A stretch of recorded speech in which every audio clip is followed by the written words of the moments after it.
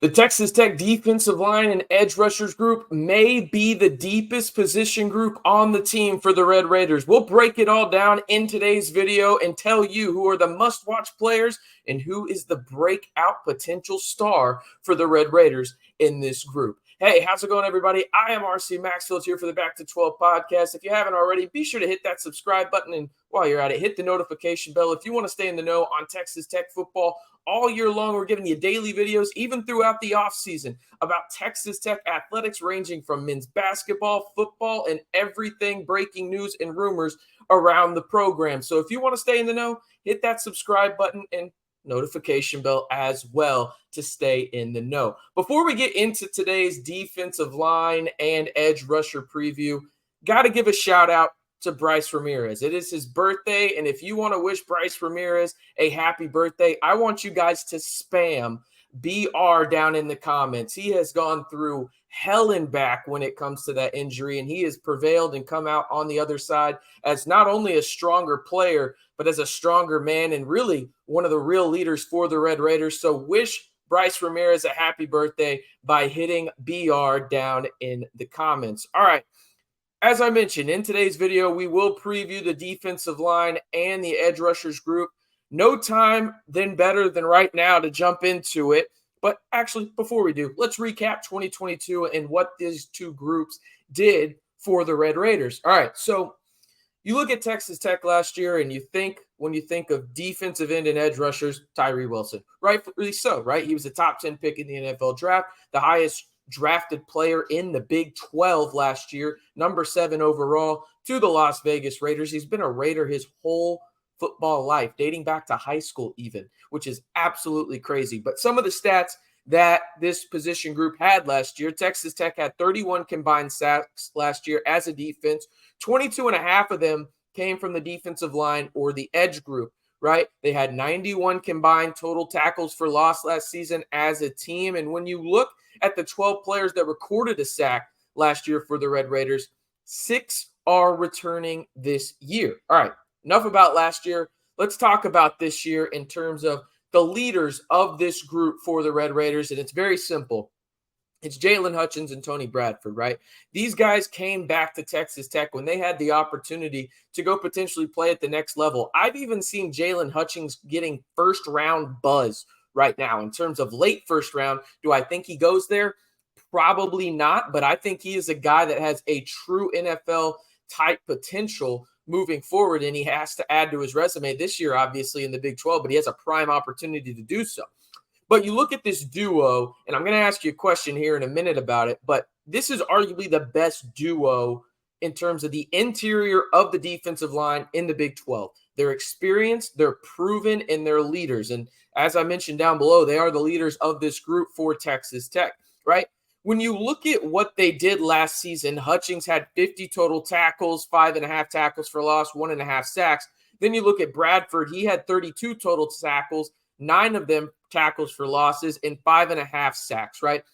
When you look at these two guys, these are the two guys that make the entire Texas Tech defense go. Simple and plain. The Texas Tech defense is either really solid when these two guys are playing at their best, or there's a substantial drop-off when they're not. Now, they've proven time and time again they play at that high level, and the Texas Tech defense, uncoincidentally, is getting better because of these guys. And you have a guy like Tim DeRuyter that knows how to use guys like this. It even impacts their ability to impact the game that much more. So for me, I know the answer for me personally, and some people are going to call me biased, but I want to hear you guys' opinion on this front. Again, these are two of the best players on this team, but is Tony Bradford and Jaylon Hutchings the best interior defensive line duo in the Big 12? Just give me a simple Y for yes or in for no. Again, interior defensive line duo. Is Tony Bradford and Jaylon Hutchings the best one in the Big 12 conference? Just simple Y for yes or in for no.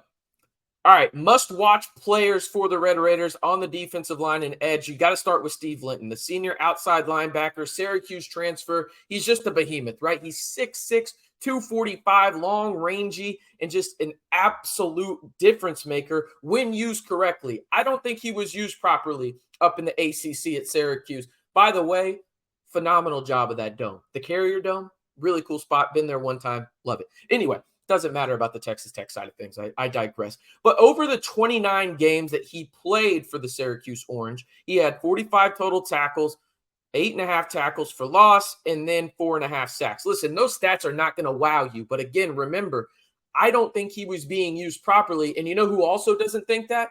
The Texas Tech Red Raiders, because they went out and they prioritized him in the portal. And when you prioritize a guy on the edge and you have a guy like Tim DeRuyter as your DC, you better take notice, right? Because you think about the guys that Tim DeRuyter has gotten drafted in the top 10 when he's been the defensive coordinator for his team. Got Von Miller, future Hall of Famer, Kayvon Thibodeau, top 5 pick from Oregon to the New York Giants, and then obviously Tyree Wilson last year. I mean, again, you think about it, in back-to-back years, Tim DeRuyter has had a top 7 draft pick on the defensive line or an edge rusher, right? He is a guy that gets the absolute most out of his edge rushers, and Steve Linton, I think, has the potential to be that next guy. A couple more things. Again, listen, I want to limit expectations for what I'm about to say, but I'm high on Steve Linton. By no means is he going to come in and have a Tyree Wilson type impact, right? But he has the opportunity to fill those shoes quite a bit. Maybe he can be a guy where he's not going to impact the rushing game as much as Tyree Wilson, but maybe he can get after the quarterback a little bit better in terms of just his bendability, his long-rangey athleticism, his speed, and that's nothing to take away from Tyree. Tyree does it all, right? Steve Linton is more that speed guy that chop the hands down, beat you with his speed, the bendability aspect, and that wiry strength. And not to mention, I think Steve Linton is going to be playing alongside guys we're going to be mentioning here in a little bit that make this room for Texas Tech much better than it was last year. But I want to ask you this, and to predict the future, who will lead the Red Raiders in sacks in 2023?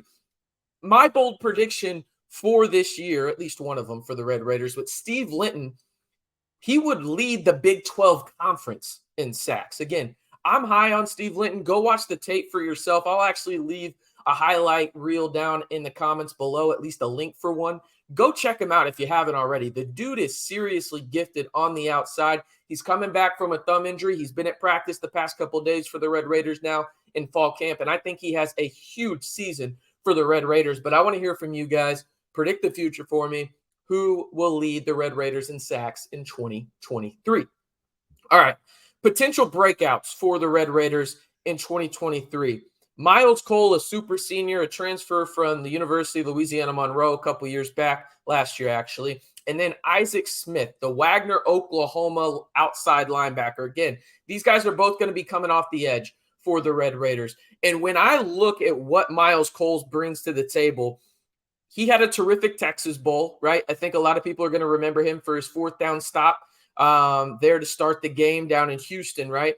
He will play opposite of Steve Linton, which I think is a big deal. These guys complement each other really, really well. And if you thought Tyree Wilson was a big dude, Myles Cole is just as big. In fact, don't take my word for it. Listen to what Joey McGuire had to say. He talked about Myles Cole wingspan. And remember, that was the talk of the NFL draft when it came to Tyree Wilson. He was on Good Morning Football, and he had his arms just out wide, and he just made Peter Schrager, look really small, like me, a normal person, right?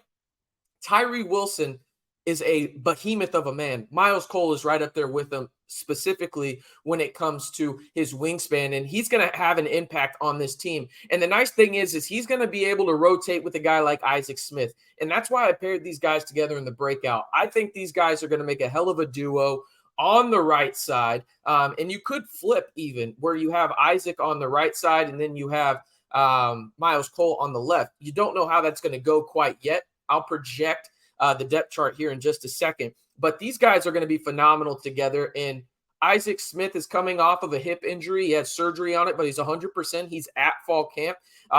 In the last few games of the season, he went off. In the last 3 games, he had 11 tackles, 3 tackles for loss, and a sack. That was in limited playing time, got a lot more run in the Texas Bowl, and he showed out, actually having 2 fumble recoveries in that game, right? He has sideline-to-sideline speed. He's long, rangy, athletic. Again, 6'6", 260, really big dude, and he's a versatile piece that I think Tim DeRuyter could even move back and drop him into coverage and just wreak havoc for opposing offensive coordinators. When it comes to the projected depth chart, right, We're going to run through this again. This is projected. This is what I think the depth chart will look like for Texas Tech going into this season. Okay, we'll start at the left defensive end, outside linebacker, whatever you want to call it. It goes Myles Cole, Joseph Adedire, Charles Esther, and Sam Corral. Then you got at the left defensive tackle, I think you're starting Jaylon Hutchings, Quincy Ledet, and then Blake Burris, who has been a phenomenal player in camp, according to Joey McGuire. At the right defensive tackle spot, you got Tony Bradford Jr., Armani Bakes, and then you've got Trayvon McAlpine. Opposite of Myles Cole, so the right defensive end, edge rusher for Texas Tech. I've got Steve Linton, Isaac Smith, Bryce Ramirez, again, drop BR down in the comments to wish him a happy birthday, and then Harvey Dyson III. Listen, this might be a hot take. I don't know if it is, but I stand by it. This is by far the deepest defensive end edge group that Texas Tech has had in the past decade at least. And truthfully, this might be the deepest position group that Texas Tech has this season. They have multiple guys that can come in and play valuable snaps for this defensive line if you need to give a guy like Jaylon Hutchings a rest or Tony Bradford. And we know how defensive line and offensive line works. Inevitably, there's going to be injuries, right? You've got potentially, in my count, you got Myles Cole, Joseph Adedire, Jaylon Hutchings, Quincy Ledet, Blake Burris, Tony Bradford, Armani Banks, Steve Linton, Isaac Smith, Bryce Ramirez. You've got almost 10 guys you feel comfortable with playing snaps on this defensive line or as edge rush, and that allows them to actually play in special teams as well. Guys like Bryce Ramirez, Isaac Smith, maybe Charles Esters III, whatever it may be. This is the deepest group that Texas Tech has had at the defensive end and edge group that I can remember covering the team and watching the team with intentful eyes, right? But in the last decade at least, in my opinion. But hey, let me hear from you guys again. I want to hear a couple of questions before we get out of here. Predict the future for me. Who will lead the Red Raiders in sacks in 2023? Is Tony Bradford and Jaylon Hutchings the best interior defensive line duo in the Big 12? But most importantly, comment BR down below to wish Bryce Ramirez a happy birthday. Remember what this guy has gone through. Great leader for the Red Raiders and just truly a better person. Really cool to have him back on the field for the Red Raiders this season. I am RC Maxfield reminding you, if you want the latest Texas Tech football news and rumors all year long, you know what to do. Hit that subscribe button to stay in the know right here on the Back to 12 podcast channel.